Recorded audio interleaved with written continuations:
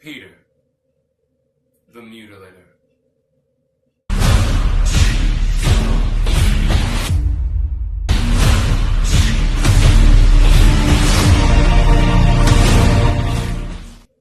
So it seems that Peter not only mutilated people, he also mutilated the scriptures.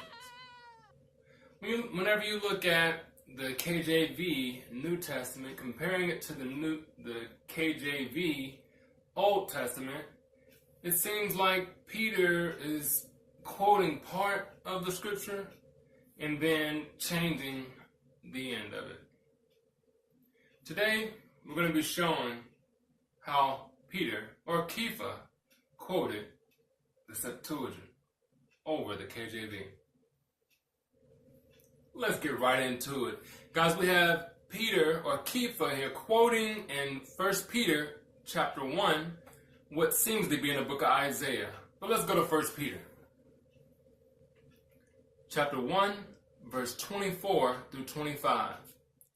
All flesh is as grass, and all the glory thereof as the flower of grass. The grass withereth, and the flower falleth, but the word of Adonai abideth forever. Alright, so first what we're going to do is we're going to go to the KJV and go directly into the Septuagint and show which one lines up. In the book of Isaiah, chapter 40, verse 6 through 8, it reads, All flesh is grass, and all the goodliness thereof is as the flower of the field.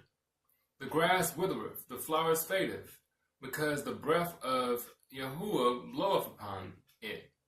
Surely the people is grass. The grass withereth, the flower fadeth, but the word of our Elohim shall stand forever. Alright, if you already caught it, put it down in the comments. The difference. Before I can get to it, you can pause it, but don't cheat. Make sure to put it in the comments. In the Septuagint, it reads, All flesh is grass, and all the glory of man as the flower of grass. The grass withers, the flower fades, but the word of our Elohim abides forever. With both of them, you can see that clearly neither one of them is a direct quote. But the Septuagint lines up more.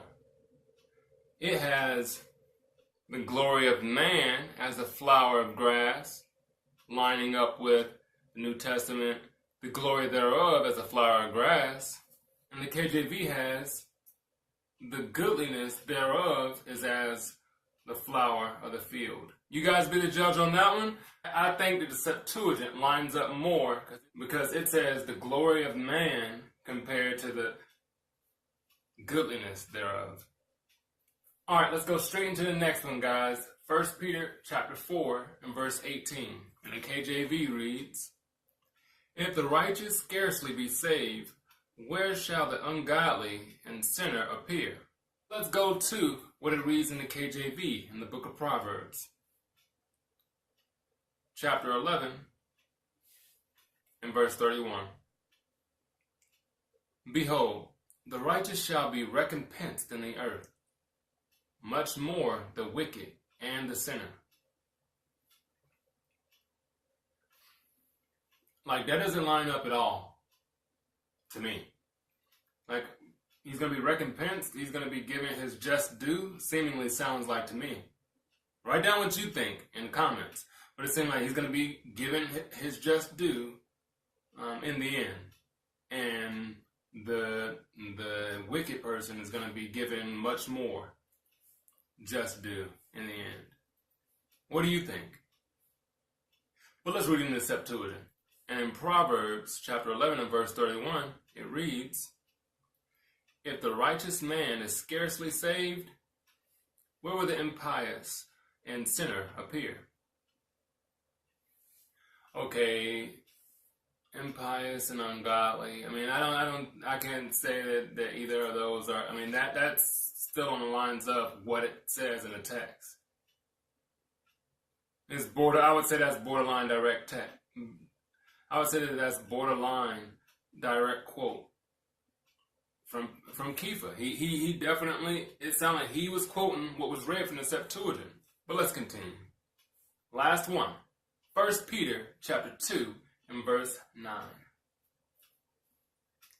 And it reads, "But ye are a chosen generation, a royal priesthood, a holy nation, a peculiar people, that ye should show forth the praises of him who hath called you out of darkness into his marvelous light." So that one was quoted from Exodus 19. See if you can spot the differences. Verse 5 through 6.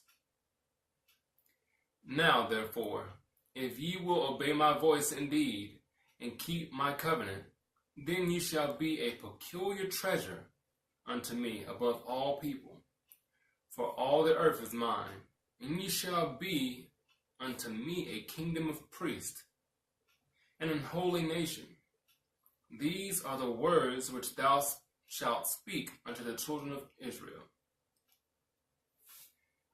Once again, put it in the comments. Tell me if you see any differences. If you caught it prior to, awesome. If you're gonna be catching it along with me, awesome. But let's go to the Septuagint. Exodus 19, verse 5 through 6. "And now, if ye will indeed hear my voice and keep my covenant, ye shall be to me a peculiar people above all nations. For the whole earth is mine, and ye shall be to me a royal priesthood, a holy nation. These words shalt thou speak to the children of Israel." Alright guys, so from what I was looking at and the differences that I saw, maybe minor, maybe major, but it says in the KJV that you'll be a peculiar treasure. In the Septuagint it says you'll be a peculiar people. In the KJV it reads kingdom of priests in verse 6. And in the Septuagint it says royal priesthood. Now, granted, I mean, it could just be the way that it was translated, or it could just be the way that people speak or talk. I know when you whisper into 7 different people's ears, that when it comes back to you, it's going to be different. But it seems as if what Peter was quoting more lined up with what the Septuagint was copied from. Let me know what you think in the comments, guys. Shalom.